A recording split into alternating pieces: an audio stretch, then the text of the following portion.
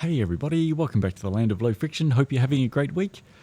And alright, this will hopefully be the first of at least a couple of videos that I'm going to try to zoom through this week. The main video I'm going to try to make will be the super fun situation with the GCN ceramic speed video, the gap between the wax and the dirty chain, which I would say did not go to plan. And at least we know that that certainly wasn't scripted, because you certainly wouldn't script that. So that one's a bunch of fun. But before I get to making that video, I just wanted to give an update on this great wax temperature debate. Again, as we have some kind of new information, and I just wanted to clarify a particular point after some other media coverage on this topic. If you haven't seen my sort of previous video covering this, the great wax temperature debate, I would recommend watching that first, because that will give you all the information that you need prior to this one. But otherwise, yeah, you should be able to piece it together through this as we go along. I'll try to remember to put a link to that video in the description of this video. So, all right, let's go. Alrighty, so Escape Collective last Friday on the Geek Warning podcast covered this topic really well.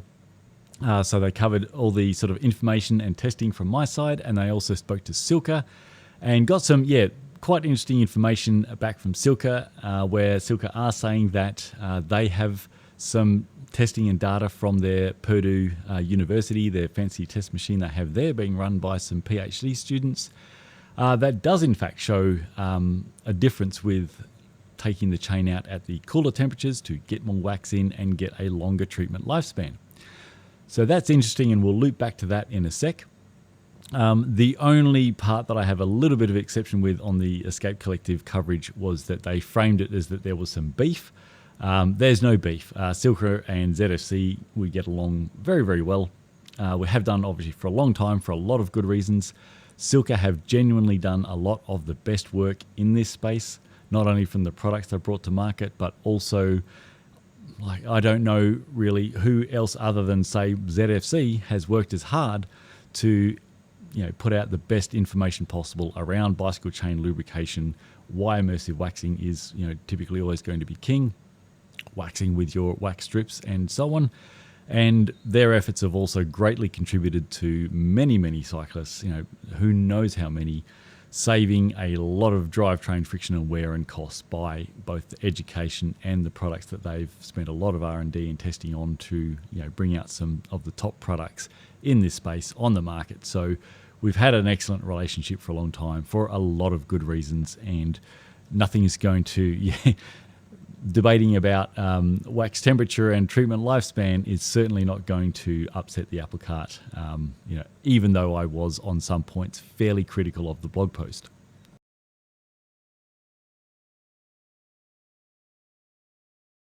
All right, was I too critical? To be honest, I do feel like I lack a bit of insight. I know sometimes I sort of go fairly deep on critiques on things if I've got a bunch of points that I cover, and I think that considering those points, a particular product manufacturer, company, person could have and should have done better. And sometimes by the time I've gone through all those reasons, it may come across as like I'm really hammering the bejesus out of this quite hard. In this case, I did have, I guess, a few fairly specific points that I was thinking that Silca, with their knowledge and resources around immersive waxing, could have and should have done better with that blog post. So just taking the wax weight, 4 chains removed at higher and lower temperatures, and then making a pretty direct correlation or a strong intimation between the extra wax weight for the cooler temperature wax chain and a treatment lifespan increase, I just don't think was correct. And I don't think that Silca, in their heart of hearts, want their own customers. So if somebody's purchased a bag of hot melt and doesn't have had shelled out the expense for a fancy Silca temperature control pot or other type of temperature control pot, I don't think in their heart of hearts that they want someone standing by their crock pot and slow cooker for 10 to 15 minutes with a thermometer as it cools down to whichever lower temperature they've chosen to remove the chain from to get a hoped for increase in treatment lifespan. You're going to get then a higher wax consumption rate for doing that. and more mess and faff when you initially go to break in the chain. I think that unless it is very clearly established and with some sort of receipts to back it, that there is a definite connection benefit, and here's the testing data for it. This is how much that benefit is, and so based on that, you can kind of judge for yourselves if this is a path that you wish to go down for this extra faff, consumption rate, and mess. Or potentially they could have a look at it's like, right, with our very fancy testing at Purdue University, with that precision, we have been able to assess whatever the increase is in treatment lifespan if a chain is removed at X lower temperature versus Y higher temperature.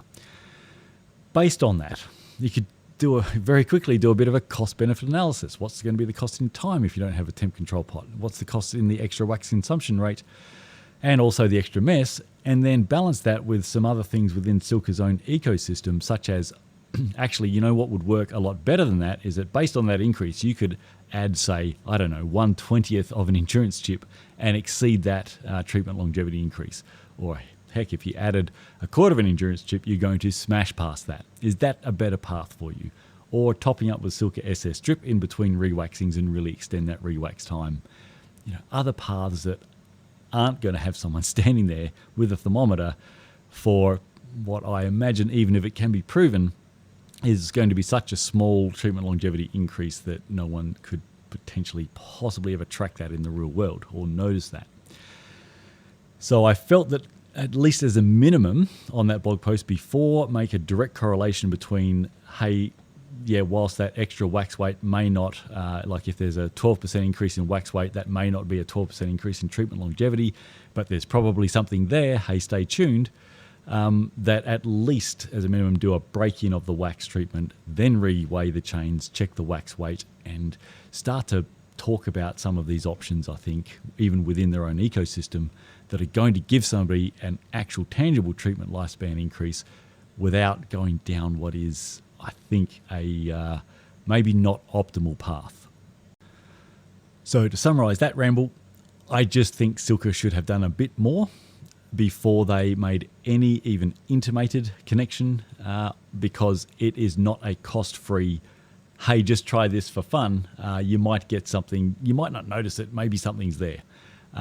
There is a cost to it on multiple fronts, and the potential benefits for that cost, I just don't think that math's going to math, and it's going to be really interesting to see what data they do provide from Purdue.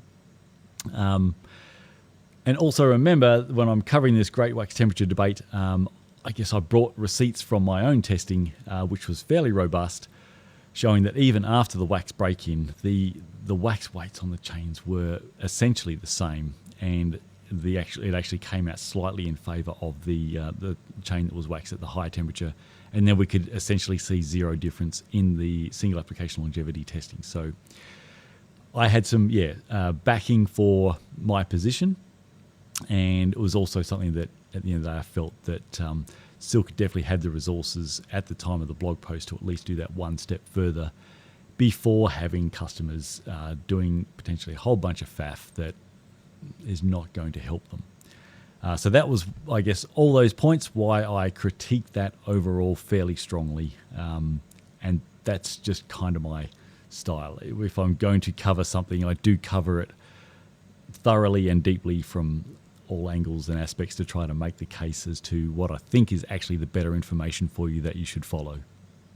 And if you've been following me for any amount of time, you'll know that I will correct what I, in my heart of hearts believe and can have tangible data and testing to back if I think that information is being provided that's not correct, and replace it with correct information for people to follow. And it doesn't matter if it's the wacky mechanic from Cade Media, my beloved Escape Collective, or other interesting characters out there that have put out some of the most woeful information ever seen in this space, where we get to have a whole bunch of fun for many hours correcting so much bad information. In this case, it's obviously nothing like that. We're just not in alignment on whether this is something that actually can happen in regards to the removing the chain from a lower temperature wax, giving you more treatment lifespan by locking more wax in the chain.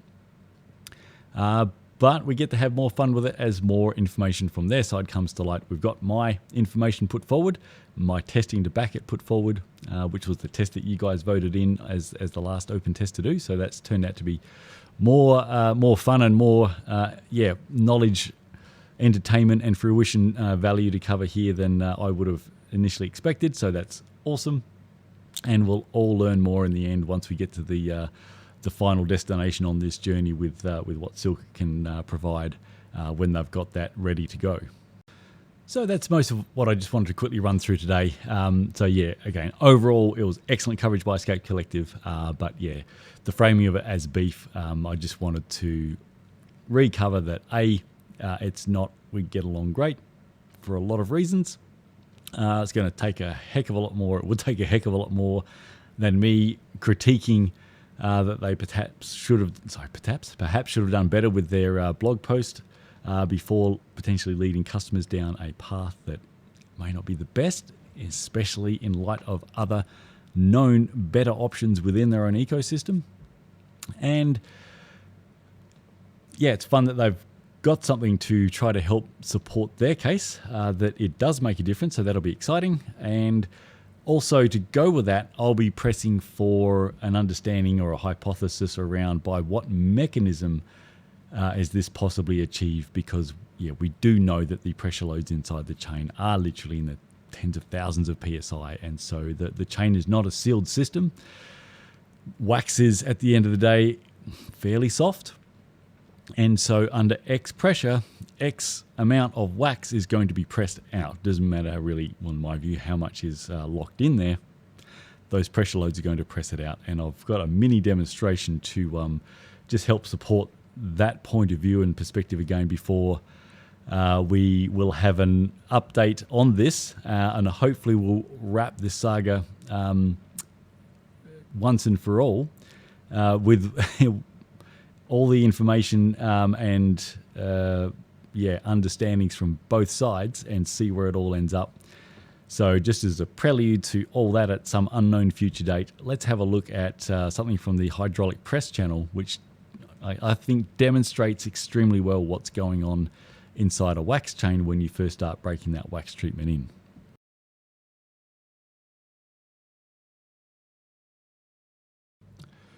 All right, so here we can see a hydraulic press going down onto a candle, which is wax, and not a sealed system, so we can see that all that wax is coming out. Now, the more pressure that's put in there, simply less, or the thinner the layer that's going to be left at the end. All right, so as we can see, because there are holes in space for the wax to be expressed out under the sort of 10 tons of pressure coming down on it, that after the 10 tons of pressure is done its thing, underneath the piston there is going to be a layer of wax that is, X thin or X thick, whichever term you want to use.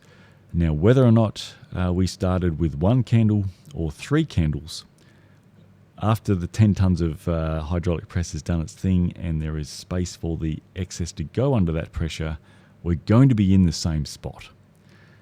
So hopefully that's an easily enough sort of demonstration to visualize as to what's happening in the chain with wax under tens of thousands of PSI pressure loads, that even if you can lock in a little bit more wax with your removing at lower temperatures, after you've finished your wax break-in run, what's going to be left coating the parts inside the chain is going to be the same as if you didn't faff with removing it at a lower temperature. You just have less mess coming out in between when you just wax at a normal temperature. All right, so yeah, I think that's it. So yeah, fun times in that what I thought was that we'd conclusively put this one to rest, that it's going to, it's returning back up from the grave, which I'd not even finished putting the dirt on top. And we get to cover this fun one again in future when we've got the test data and information from Silca's side, and see where it all ends up after that. In the interim, I can again sort of really only stress that if we need a precise test lab to potentially discern a difference, you will not notice any difference in your real world riding where there is just so much variation happening already with your power variances, terrain, conditions, and so on. If there is a, say, tiny X% difference from locking in more wax initially and somehow some extra stays in there, if it's such a small difference that you can't possibly notice it in your riding, I would suggest it's probably not worth any amount of extra faff or wax consumption rate or mess to do that. There are better options, such as topping up with a compatible wax strip in between, or adding an endurance chip or some fraction of an endurance chip, and you will get a very noticeable, tangible difference in your wax treatment longevity. There are also other great wax options out there. You can also add endurance chip or fractions of into M-Speed wax. Rex Black Diamond is a great, excellent, long-lasting immersive wax, as is Ceramic Speed's new Ultra Endurance wax. They can be more expensive, as it is also more expensive to add an endurance chip in. The thing with the really long-lasting, like genuinely long-lasting immersive waxes, is that if you're, say, re-waxing half as often by going the more endurance path, then they kind of pay for themselves, or can really break even pay for themselves, because your wax consumption rate is also halved. So if, for instance, you spent double the money on the wax, but you re-waxed half as often and it lasted 20,000 kilometers instead of 10,000 kilometers, you've got break even, but you've also had to re-wax half as often, which is why these longer lasting waxes have proven so popular versus sort of shorter lasting waxes. So something to weigh up there. Any of those options are going to be awesome versus standing by a pot with a thermometer and using a lot more wax and having a lot more mess. That's ZFC's sort of official take. And we had the receipts from my testing to back that take. And now we kind of really need the receipts from the other side to re-engage this conversation from a how much difference did it really make, and let's look at the math from that as to whether or not it's worth it versus these other options. And that'll be fun when we get to do that, when we get their data. All right, sorry, that was a ramble wrap, but there we go. All right, so I think that covers it. So yeah, just wanted to re-go over one that, there's going to be future updates based on Silca's response to Escape Collective. They're going to have something coming. Date is unclear as to when that test data is going to come through, but we will eagerly await it, and then we'll be able to do a third chapter of this fun wax temperature debate and treatment lifespan. And based on that, on their extremely precise data, we'll be able to compare that outright results as well versus some other options, which will give you some great treatment longevity without faffing with that, such as what we've covered today.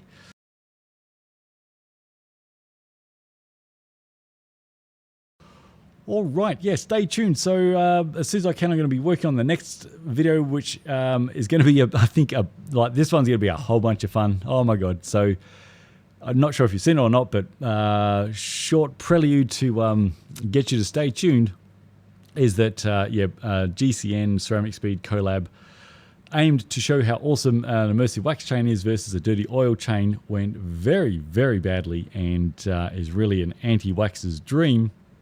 And I think has done basically more damage to immersive waxing than anyone else could have come up with to do, which is obviously very odd for a company like Ceramic Speed, who are very invested in their wax product lineup because they don't have an oil. And also GCN, whom have a sponsor who is also very heavily into obviously immersive wax products, and they've done a lot of great tech vids around chain maintenance now that they're with a sponsor like Silca, as opposed to their previous sponsor, whose aim seemed to be, how can we destroy as many drivetrains as quickly as possible? So GCN have gone from like, oh my God, don't watch anything they say about bicycle chain lubrication and maintenance, to awesome work for a number of years now since they've moved to a sponsor that actually makes awesome products in the space. So yeah, both went collab together to do something awesome for demonstrating what's a great path people should consider to have the lowest friction, lowest wear, cleanest drivetrain. And it just could not have gone more wrong. So why they didn't, for me, whilst it is awesome, the integrity of both sort of GCN and Ceramic Speed, they've just rolled with it and they put the video out, even though it's disastrous for really, I think, for both parties in terms of what they wanted to achieve. In this case, without impinging on any of that integrity, I actually think Ceramic Speed should have said, hey, look, we know genuinely from like a decade of testing and over 1,000 tests that we've done, that result is not representative. That result is odd. We don't understand it right now. Let us get to have a play with this for a couple of days to see what's gone sort of wonky, and then let's come back to you with what we find out. And that extra information and any retesting could have been put on at the end of the original video so that the full information is there, because things did go wrong, and there are a bunch of reasons to explain what has most likely caused a result that's just, again, just an anti-waxer's dream video made by a waxing company. So there we go. It's going to be a bunch of fun. I will hopefully not need too much Prozac and Xanax to get through the next video. And again, absolutely no shade at all on either party. They both went in genuinely to do something excellent. And they've put out the video with just, the utmost integrity despite it's not going to plan. So awesome for them on that. It just, the consequence overall is that video has probably done more damage to drivetrain lubrication and immersive waxing and wax lubricants. It's really probably undone a lot of about a decade's worth of work in education in this space that I will now try to rewrite a ship that's been torpedoed by the parties you would least expect at the moment. So awesome. So please tune in for that one. It should be a fun ride as I take you through where things went wrong and why that video was not right.